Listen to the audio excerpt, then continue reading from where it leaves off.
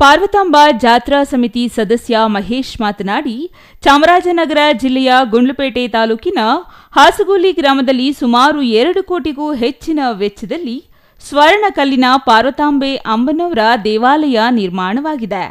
February 2ರಿಂದ ಅದ್ದೂರಿಯಾಗಿ ಹಾಸಗೋಲಿ ಗ್ರಾಮದ ಶ್ರೀ ಪಾರ್ವತಾಂಬಾ ಅಮ್ಮನವರ ನೂತನ ಶಿಲಾ ದೇವತೆಯ ಪ್ರಾಣ ಪ್ರತಿಷ್ಠಾಪನೆ ಹಾಗೂ ದೇವಾಲಯದ ಕಳಸಾರೋಹಣ ಧಾರ್ಮಿಕ ಸಮಾರಂಭ ಹಾಗೂ ದೇವಾಲಯದ ಲೋಕಾರ್ಪಣೆ ಆಗಲಿದೆ ಎಂದರು. ಲಕ್ಷಾಂತರ ಭಕ್ತರನ್ನು ಹೊಂದಿರುವ ಈ ದೇವಾಲಯಕ್ಕೆ ಸಾಕಷ್ಟು ದಾನಿಗಳು ಸಹಕಾರ ನೀಡಿ ದೇವಾಲಯ ಲೋಕಾರ್ಪಣೆಯಾಗುತ್ತಿದೆ.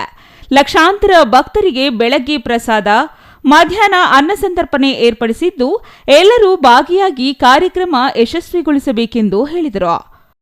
ಮತ್ತೆ ಸಿದ್ಧಗಂಗಾ ಕ್ಷೇತ್ರದ ಮಠಾಧಿಪತಿಗಳ ಅಧ್ಯಕ್ಷತೆಯಲ್ಲಿ ಕನಕಪುರದ ಶ್ರೀಗಳ ಉದ್ಘಾಟನೆಯೊಂದಿಗೆ ಇನ್ನು ತಾಲೂಕಿನ ನಮ್ಮ ಮಾದಾಪಟ್ಟಣ, ಹಡವಿಮಠ, ಸೋಮಳ್ಳಿ, ದೇವನೂರು ಮತ್ತು ಮಲ್ಲನಮೂಲೆ ಇನ್ನೂ ಸುಮಾರು 45 ಮಠಾಧಿಪತಿಗಳ ಒಂದು ಆಶೀರ್ವಚನದೊಂದಿಗೆ ಈ ದೇವಾಲಯ ಲೋಕಾರ್ಪಣೆಗೊಳ್ಳುತ್ತೆ. ಇವತ್ತು ಧಾರ್ಮಿಕ ಸಭೆ ಇಟ್ಕೊಂಡಿದ್ದೀವಿ.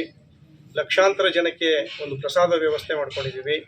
ಬೆಳಗ್ಗೆ 25,000 ಜನಕ್ಕೆ ತಿಂಡಿ ವ್ಯವಸ್ಥೆ, ಮಧ್ಯಾಹ್ನ 75,000 ಜನಕ್ಕೆ ಊಟದ ವ್ಯವಸ್ಥೆ ಮಾಡ್ಕೊಂಡಿದ್ದೀವಿ. ಊಟಕ್ಕಾಗಲಿ ಅಥವಾ ಆಹಾರದ ಒಂದು ಪದಾರ್ಥಗಳಿಗಾಗಲಿ, ದೇವಾಲಯ ಕಟ್ಟುವ ಒಂದು ಕಲ್ಲಿನ ಹಣಕ್ಕಾಗಲಿ ಇಲ್ಲಿವರೆಗೂ ನಾವು ಯಾವುದೇ ರೀತಿಯಲ್ಲಿ ತೊಂದರೆ ಇಲ್ಲ. ಕ್ಷೇಮವಾಗಿ ಒಂದು ದಿನ ನಾವು ಇಷ್ಟೊಂದು ಕಲ್ಲನ್ನು ಹಾಕಿದ್ದು ಇವರಿಗೆ ಲಕ್ಷಗಟ್ಟಲೆ ನಾವು ಕೊಟ್ಟಿದ್ದೀವಿ. ಆದರೂ ಒಂದು ದಿನ ನಮಗೆ ಹಣ ಇಲ್ಲ ಅಂತನಿಲ್ಲ. ಭಕ್ತಾದಿಗಳು ಬಂದು ಹಣವನ್ನು ಕೊಟ್ಟು ಸಹಕಾರ ಕೊಟ್ಟರು. ಇವತ್ತು ಅದು ಯಶಸ್ವಿಯಾಗಿದೆ. ಮೊದಲು ಅದನ್ನು ಮಾರಿಗುಡಿ ಎಂದು ಕರೆಯುತ್ತಿದ್ದರು.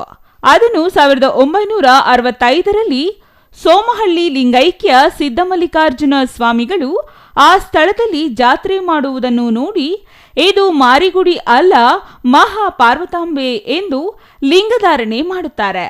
ಅಲ್ಲಿಂದ ಹಾಸಗೋಲಿ ಗ್ರಾಮದಲ್ಲಿ ಮಹಾ ಪಾರ್ವತಾಂಬೆಯಾಗಿ ಜಾತ್ರೆ ನಡೆದು ಪ್ರತಿ ವರ್ಷ 3ನೇ ಕಾರ್ತೀಕ ಮಾಸದಂದು ವಿಜೃಂಭಣೆಯಿಂದ ಜಾತ್ರೆಯಲ್ಲಿ ಮೆರವಣಿಗೆ ಮಾಡಲಾಗುತ್ತದೆ ಎಂದರು.